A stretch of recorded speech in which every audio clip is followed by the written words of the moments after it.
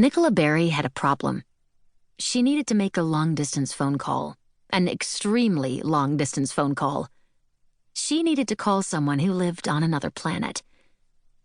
Unfortunately, whenever Nicola's mother checked the phone bill lately, she made a sound like she had a fishbone stuck in her throat. If an intergalactic phone call appeared on the bill, she might stop breathing altogether. Nicola pondered her problem while she cut up a banana to put on top of her breakfast cereal. The house was still and silent. A shaft of summer sunlight was creeping its way across the kitchen floor. It was early Saturday morning, and her brother and parents were still sound asleep. They wouldn't be up for hours, when they would appear rubbing their eyes and saying things like, "You're up already? Why?" While Nicola ate her cereal at the kitchen table, she frowned as she studied the newspaper clipping her dad had pinned to the notice board.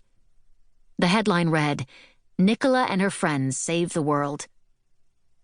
She still got the strangest feeling from seeing her name in a newspaper. Nicola read the first paragraph of the article again.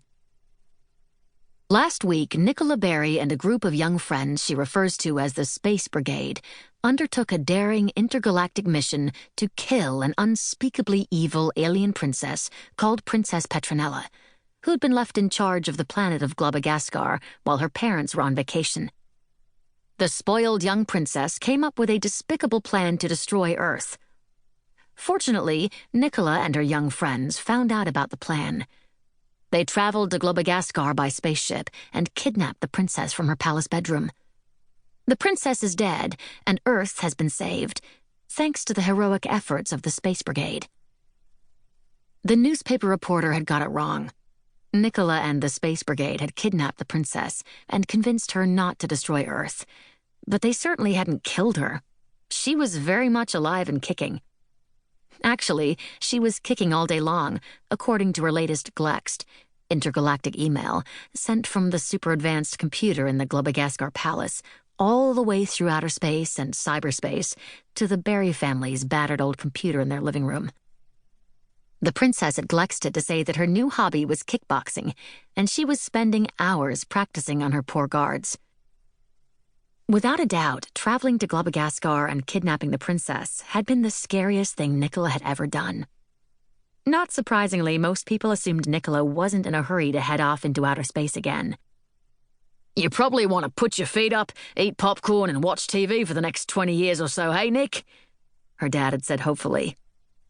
He had no idea that Nicola was actually hoping for the Space Brigade to be on its second mission very soon. She put down her spoon and pulled out a crumpled letter from her pocket to read it for about the 1200th time.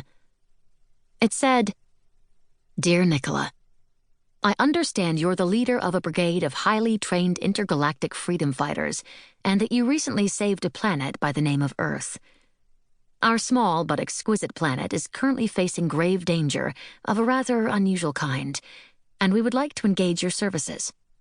Payment would be both generous and delicious. If you are available and interested in taking on a new mission, please don't hesitate to call this number.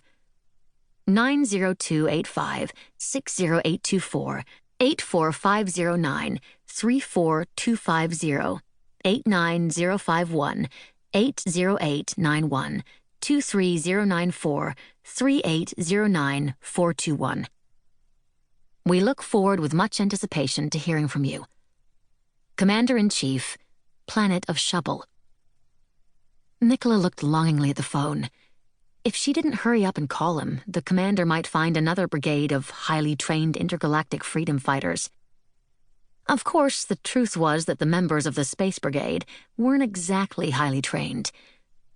Nicola felt a flutter of fear as she considered the words grave danger.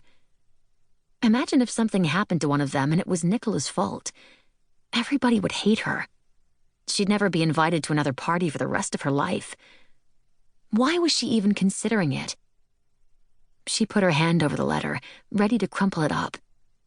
But then her eye caught the line, "Payment would be both generous and delicious." That sounded so tempting. Nicola's great-grandmother was turning 100 years old in a few days' time, and Nicola wanted to find her the perfect present. After all, not many people had been alive for a whole century. If they were paid with something delicious, Nicola could give it to Grammy. "This is just a little something I picked up in outer space," she could say casually. She looked down at her cereal. What should she do? She slapped her hand to her forehead. "It's pretty obvious," she said out loud. "What's obvious?" said a voice, and Nicola got such a fright that she jumped back in her chair and sent her cereal bowl flying with her elbow.